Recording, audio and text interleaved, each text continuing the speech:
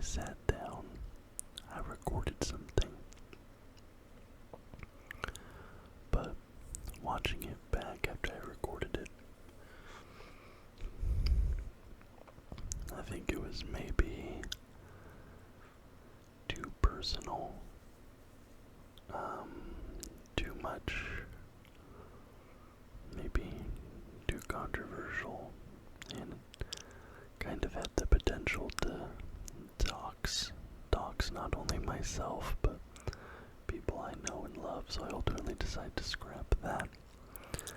I revisited it a later time, like, word things differently, change things around, but it felt like too much, especially with the timing. At the current moment, just felt like too much. So I'm sorry for no video yesterday, but just didn't feel comfortable putting that up. Okay, well, here is our sheet for this week. Here's all of our games. And here's my predictions from earlier. Doing a cursory glance, I think I overall did decent. I'm just gonna start with the games that I watched this week because I'll have more to say. Let's start with Texans versus Jets. I predicted the Jets getting an upset win here. I kind of didn't expect this to happen, to be honest. But the Jets pulled out the win, and that was pretty insane. And I have to say, so I think people got the wrong impression from this game. With regards to the Texans, I've seen people saying like, oh, CJ Stroud has regressed. The offense looks worse than it did last year, and I agree the offense does look worse than it did last year.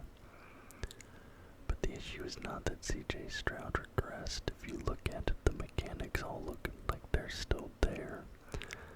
The decision making is a little bit worse, but that's because at the moment, what is it? CJ Stroud has been pressured more than any other quarterback in the league.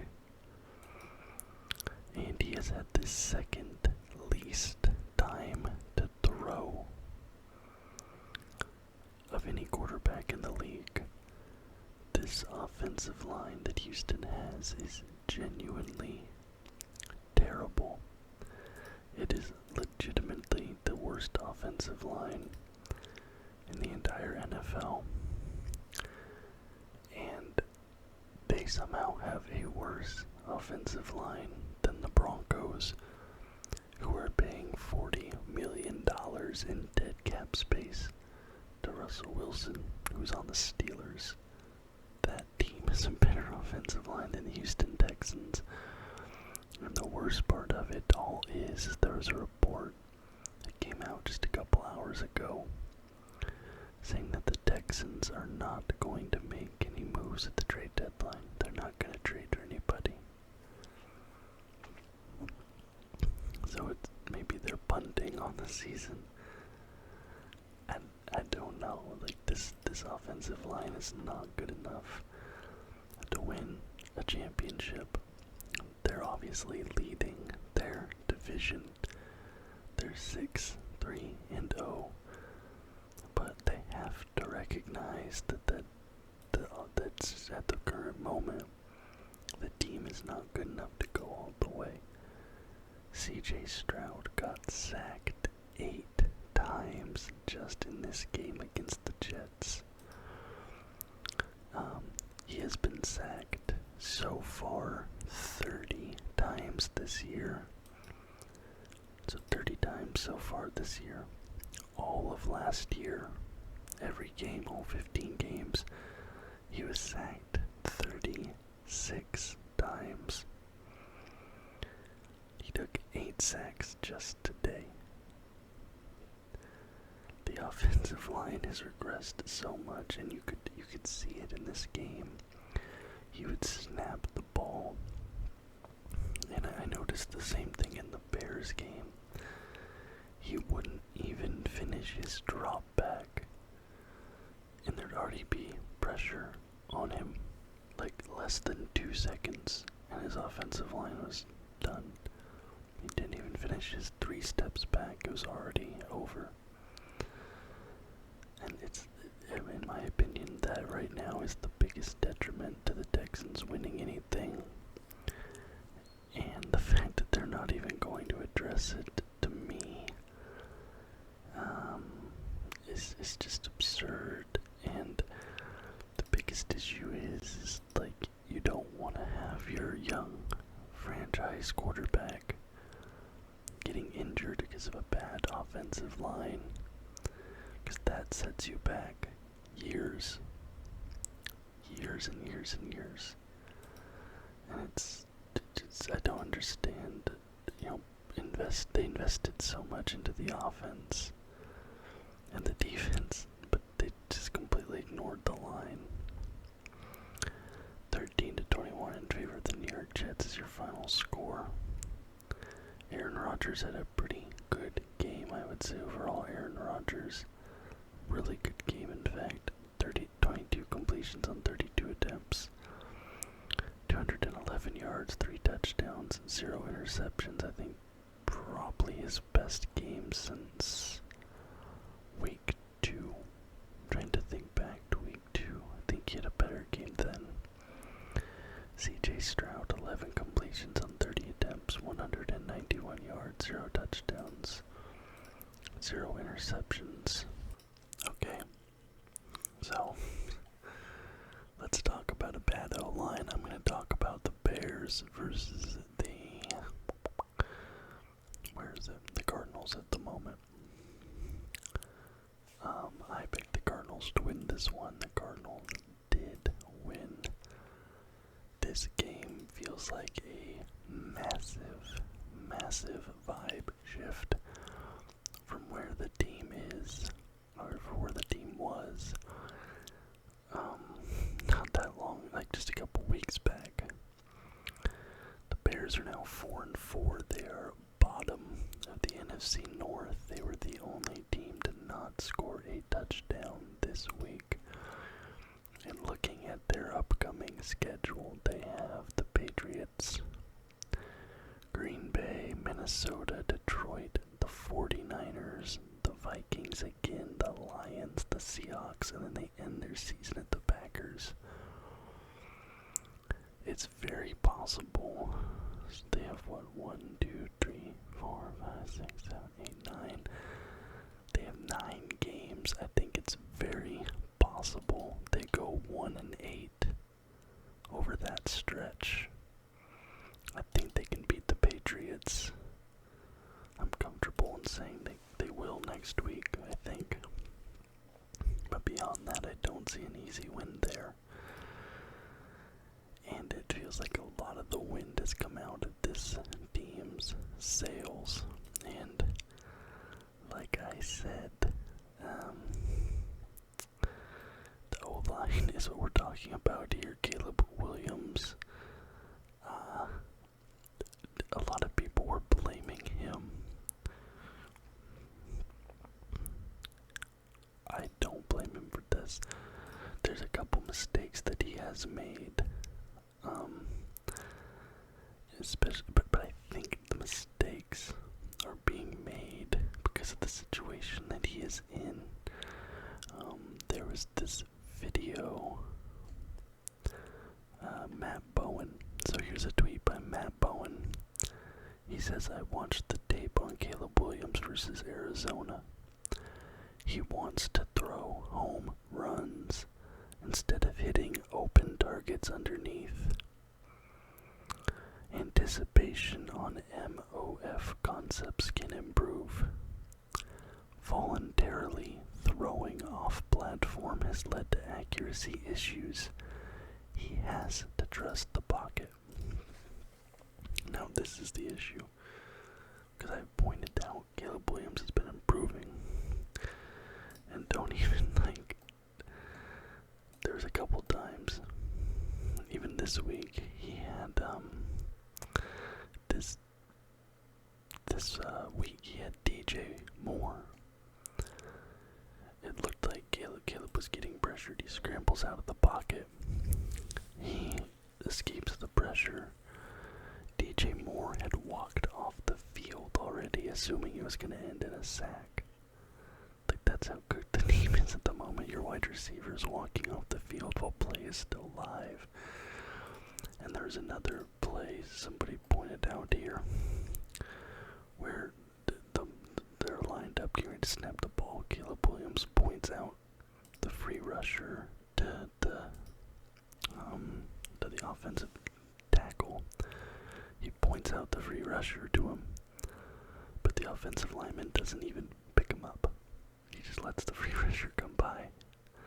I don't remember if that play resulted in a sack or not, but in this game, let's see how many sacks did Caleb take. He took 6 sacks in this game, so 2 fewer than CJ Stroud. And the tweet I just talked about, they're saying this week he's looking for the deep ball. He's not trusting the pocket, which is forcing him to throw off platform, resulting in worse accuracy. Of course. Why would he trust the pocket? The pocket does not exist. It's already collapsing the minute he snaps the ball. And this is the problem. You draft these young quarterbacks. You don't invest in the O-line. They either get hurt, they don't develop properly because they're constantly under pressure, or they're going to develop bad habits, like throwing off platform, not trusting the pocket. If that is your introduction to the NFL, sometimes those bad habits become ingrained, and they're not going to fire the coach mid-season. They're not going to fix this line mid-season. I think they're going to end the season with 5 or 6 wins. And it's really unfortunate. And the Cardinals, they came out. They played a great game. They were basically moving the ball at will. And the rushing game, especially for Arizona, was basically getting whatever they wanted, it felt like. And it just, pretty much from the start of this game, the Bears basically put up 0 resistance on defense or on the offensive line. Like I said, they're the only team to not get a touchdown this week, and they had 2 field goals from beyond 50 yards. So they were barely even getting to the other side of the field at that. 29-9 their final score in favor of the Cardinals. Caleb Williams 22 for 41, 217 yards, 0 touchdowns, 0 picks. Kyler Murray 13 completions on 20 attempts, 154 yards, 0 touchdowns, 0 interceptions. Okay, what other games did I watch this week? I didn't watch this whole game, but I watched a little bit of Saints versus Panthers.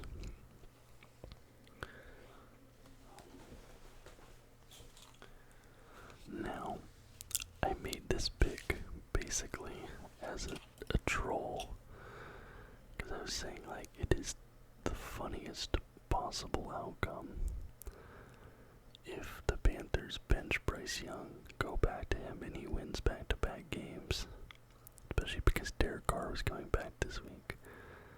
So I didn't really expect it to happen, but in my mind, it was the funniest potential outcome of any game this week would be if the Panthers win while Andy Dalton's out, because we know there's all these, like, concerns about their long-term issues with Bryce Young. So I made the pick expecting it to fail, but the Carolina Panthers beat the New Orleans Saints with Derek Carr. Bryce Young had a passing touchdown to Xavier Legette. And he had, not a fantastic game, but, by Bryce Young's standards, he did have a good game.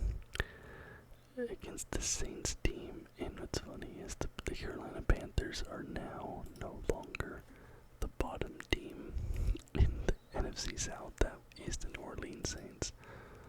Both teams are 2-7, but obviously the Panthers just beat them. And I don't know what it is. It seems like because he got benched, I don't know if it's like he stopped caring so much, or like it was less pressure on him or whatever, because maybe he knows he's gonna be traded or something, so that pressure isn't there. I don't know what conversations he's had. But this game and last game, it felt like Bryce Young is like playing less tense, like more comfortably, if that makes sense. Like usually it feels like he's earlier in the season, like in last season he felt very tense and afraid to make a mistake, and then that would lead to him making a mistake, but he felt very comfortable and relaxed in this game. Yeah, I thought that was pretty cool to see. Cause listen, I had issues with Bryce Young coming into the draft. I don't hate the kid. I thought he would struggle at the NFL level, but this is the funniest possible outcome. Especially because they went for 2 at the end there, and they didn't end up needing it to win. Derek Carr couldn't get the win on the 2-minute drill. 23-22 is your final score in favor of the Carolina Panthers. Derek Carr 18 completions on 31 attempts, 236 yards, 1 touchdown, 0 picks. Bryce Young 16 completions on 26 attempts, 171 yards, 1 touchdown, 1 interception. I'm kind of at the point, I don't know if there's been any rumors about this or not, but I feel like Alvin Kamara is the only dude on this Saints team who's really playing well. And at this point, like, I wonder if he ends up out somewhere else. I don't know if he does, but at this point it feels like maybe he should.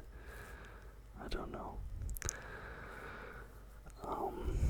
Buccaneers Chiefs. I watched the first half of this game. I did not watch the entire game. I only watched the first half.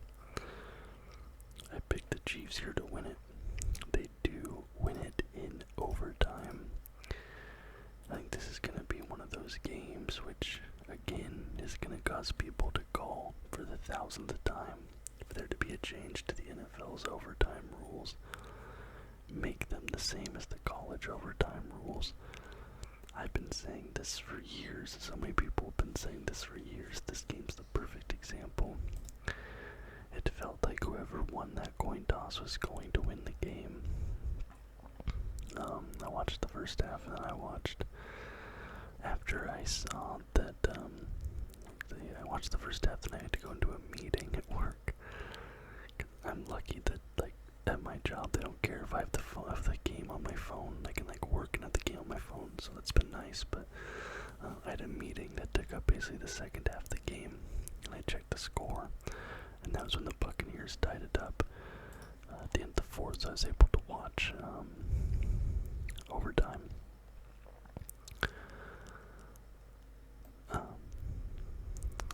Honestly, though, the game started off brutal. The first quarter especially was really bad to watch. It was just not very good football being played that first quarter.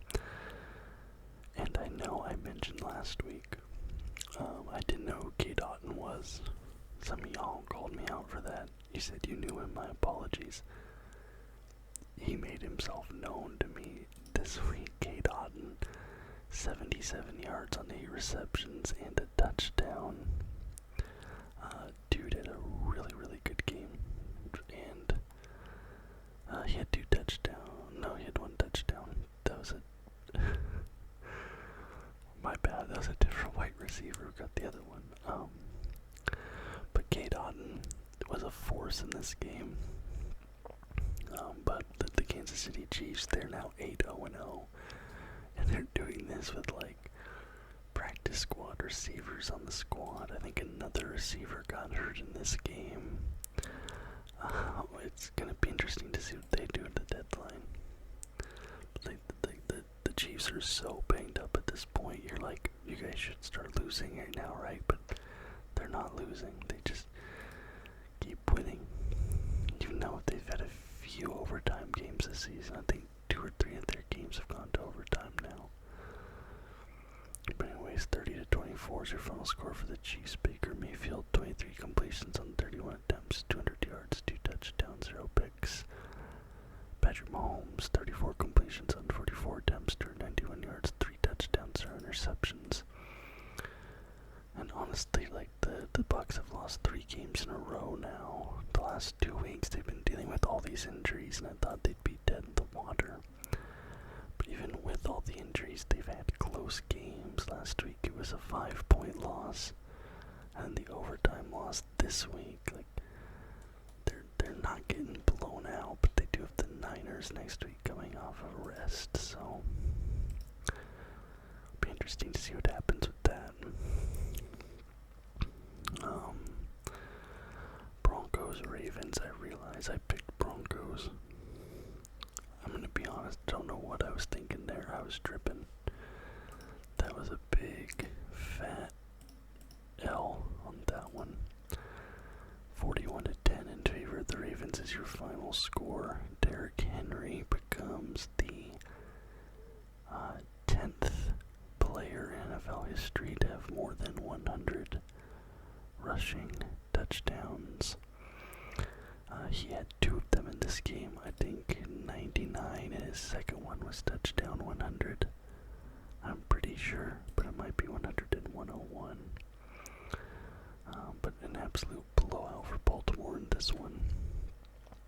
Bo Nix, 19 completions on 33 attempts, 223 yards, 0 touchdowns, 1 interception, although he did catch a touchdown pass from Courtland Sutton, which those things are always fun. Lamar Jackson, 16 for 19, 280 yards, 3 touchdowns, 0 interceptions. Raiders, Bengals. I went Bengals here. I did, yes. And they get the W. Did Cincinnati rename their stadium Paycor Stadium? I feel like it didn't used to be called that.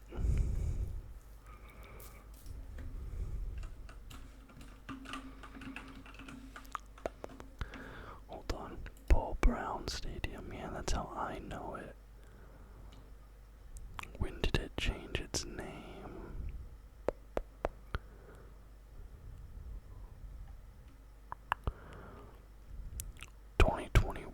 Okay, so it's been a few years now, actually. That's wild. I've always known it as Paul Brown Stadium. Well, I guess I'm a Blazers fan, and the Moda Center was originally the Rose Garden, but most fans still call it the Rose Garden. 41-24 is your final score. Desmond Ridder has 11 completions on 16 attempts, 74 passing yards, 1 touchdown, 0 interceptions. Joe Burrow goes off, 27 completions on 39 attempts, 251 yards, 5 touchdowns, 1 interception. Patriots, Titans. This one I was not very confident in, but I ended up picking the Titans here. They ended up winning it by a field goal in overtime. So I'm very excited about that. This not a very, if you paid to watch this game, like, it'd be one thing, like going to a bad NFL game if tickets are cheap, that's one thing, but like, if you're paying like $800 or whatever it is for League Pass and your team is bad, like, that has to be such a brutal experience. I don't pay to watch NFL games, but, you know, like, man, I don't know. If my team is bad, I wouldn't pay the League Pass, I'll say that. Drake May. My team is bad and I don't pay the league pass. 39 completions on 41 attempts, 206 yards, 1 touchdown, 2 picks. Mason Rudolph, 20 completions on 33 attempts, 240 yards, 2 touchdowns, 1 interception. Cowboys versus Falcons. This game is sort of famous now for Dak Prescott's little video clip, him caught on camera saying, "Damn, we suck."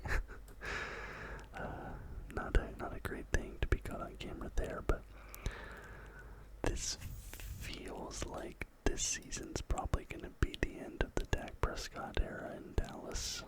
There's all these calls for Cooper Rush to come in and play, and I don't think Cooper Rush is going to win you games, but I understand the fan sentiment.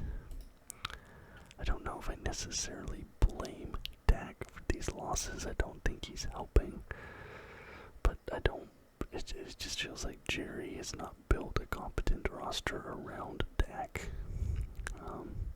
Just kind of been the theme of Jerry's tenure in general. I picked the Falcons to win this. They do, 27-21. Dak Prescott, 18 completions on 24 attempts, 133 yards, 1 touchdown, 0 picks. Kirk Cousins, 19 completions on 24 attempts, 222 yards, 3 touchdowns, 0 picks. Dolphins, Bills. This game was a lot closer than I thought it would be. Josh Allen throws his second interception of the season after throwing his first interception of the season last week. But this is only a 3-point win for Buffalo, who were 6.5-point favorites. I feel like this game was your parlay buster for a handful of people. And I feel like Tyreek Hill is sort of quietly having a very quiet season. If you can quietly have a quiet season. It feels like his impact hasn't been as big this year, especially as it was last year. Like last year in general, this Dolphins offense was just buzzing, and he was a big part of that, and now they're just flat, and he's not doing much. Tua Tagovailoa, 25 completions on 28 attempts, 231 yards, 2 touchdowns, 0 picks. Josh Allen, 25 completions on 39 attempts, 235 yards, 3 touchdowns, 1 interception. Chargers, Browns. I went Browns. This is my second L. But I feel like I'm getting better overall on my predictions here. Jameis Winston came back down to earth hard this game. I was talking so much last week about his patience in the pocket, his presence, his smart decision making, and about how the 50-50 balls that would be interceptions for the old Jameis Winston were now catches. And then he came back out and he put on a vintage Jameis Winston performance, throwing 3 interceptions. So not what you want to see. I feel like last week you were like riding the highest of highs, and then you just came crashing down to earth. The Chargers are only a 1.5-point favorite, and they blow out the Browns by 17 points in this game. Justin Herbert, 18 completions on 27 attempts, 282 yards, 2 touchdowns, 0 interceptions. Jameis Winston, 26 completions on 46 attempts, 235 yards, 1 touchdown, 3 interceptions. Commanders, Giants. I thought the Commanders would win. The Commanders did win 27-22. They are now 7-2-0. They lead the NFC East. Jaden Daniels. What are the Rookie of the Year odds at the moment? He has to be leading them, right?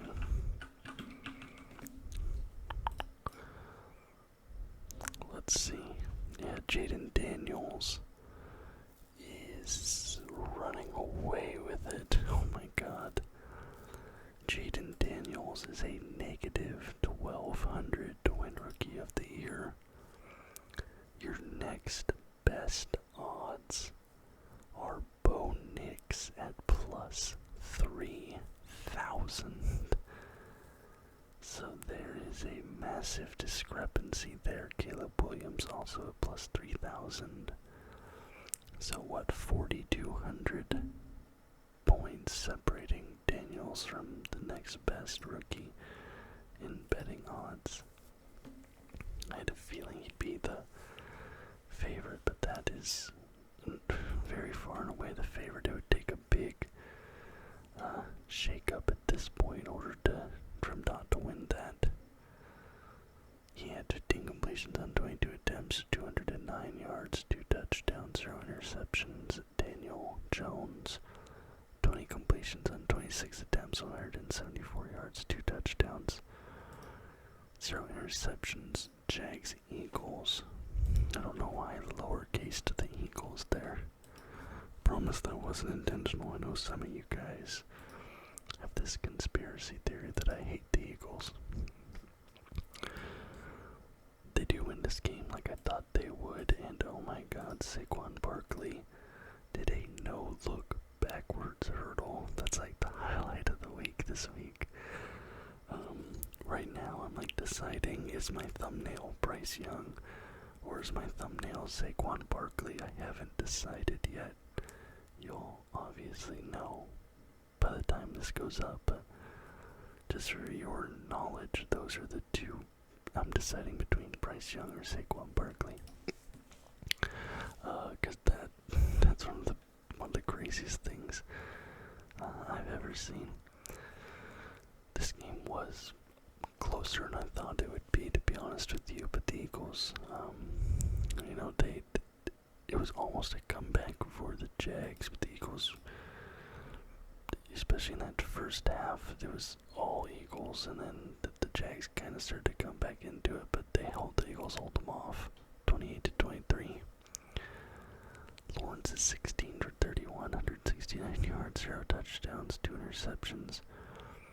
Jalen Hurts has 18 completions on 24 attempts, 230 yards, 2 passing touchdowns, and a rushing touchdown, 0 interceptions. Rams Seahawks. This one goes to overtime. I told you guys, it doesn't matter if we're good or we're bad, and this week we're bad. This year we're bad. The Rams always beat us. I don't know what it is. It's just something that happens. And I have to say, Geno Smith, let him play out the rest of the year. Let Sam Howell take over and tank us next year. The QBs aren't worth drafting in this class. I make my little jokes and I go, funny, Geno Smith, haha, I'm sorry, no. And then the defense this overtime. The worst part about this game is there was a part of me that had hope that we'd win it. Jackson Smith and Jigba was our wide receiver, won this game. He had 180 yards. He looks like he's better than DK Metcalf already, which DK Metcalf is my favorite player in the league right now, so that's hard for me to say. But JSN looks better than him, more versatile, better route runner. And then Geno just killed all our momentum. We mercifully get this game to overtime, turn it over on a 4th down run play where we ran 4 runs in a row. 4 runs in a row. Of course we turn over the ball in the 4th one. They knew you were going to run the ball. But you can't trust Geno to throw it. He's just going to throw it at the defender. And then our defense just puts up absolutely 0 resistance. First down, chunk, touchdown, Rams win. Terrible. 26-20, Matthew Stafford, 25 completions on 44 attempts. 298 yards, 2 touchdowns, 1 pick. Geno Smith, 21-34. 363 yards, 3 touchdowns, 3 interceptions. Okay, Lions Packers. I predicted the Lions here. They win this game, and Jordan Love throws perhaps one of the worst interceptions I've ever seen. With interceptions, usually it's like, oh, you're throwing it deep, and someone jumps the route, or it's a 50-50 ball, or Love is getting pressured. He runs back. He's scrambling out from behind pressure. And he does a little dump off pass, like a classic Tom Brady dump off pass, but he dumps off the ball directly into the hands of a Detroit Lions player who runs the ball into the end zone for a touchdown.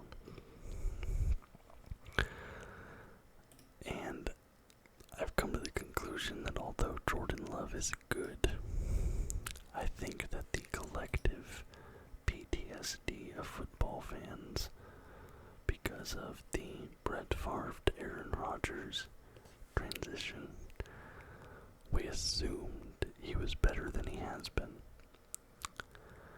And he has this really bad habit, and I noticed it in this game. When Jordan Love gets pressured, he drops back far. Like he's dropping back at least 10 yards behind the line of scrimmage. So when he does get sacked, it's putting his team way behind the line. Like a lot of QBs, they scramble out to one side or the other. They maybe lose 3, 5 yards, whatever. But I've noticed with Jordan Love that when he's pressured and when he's scrambling, he runs straight backwards. And that's like the worst place to run. And I don't think that interception happens if he isn't pressured scrambling and he knows in his head, if I take the sack, we're like 25 yards back. So he goes to dump it off and he just made a bad decision. But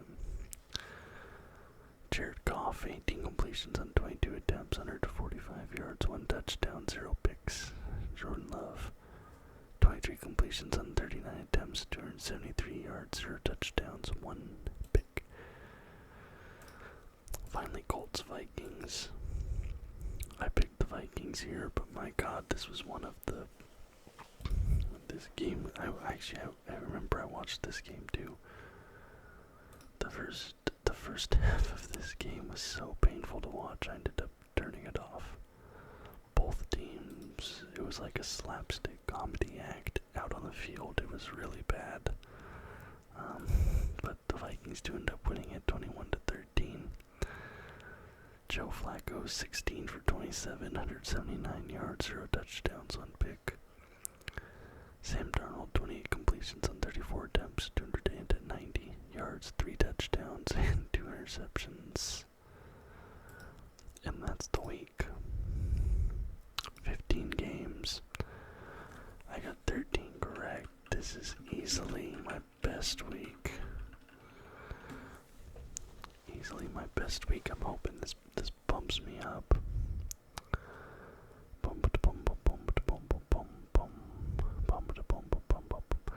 87% correct. Alright, so we have now 85 for 138. 85 for 138. We're hopefully eclipsing 60% this week.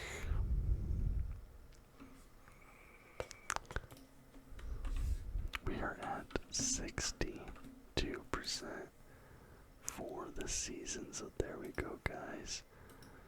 Pretty good week for me overall. I think maybe the best week I've ever had in my 4 years of doing these videos. Thank you guys so very much for watching. I do hope you enjoyed the video. If you did,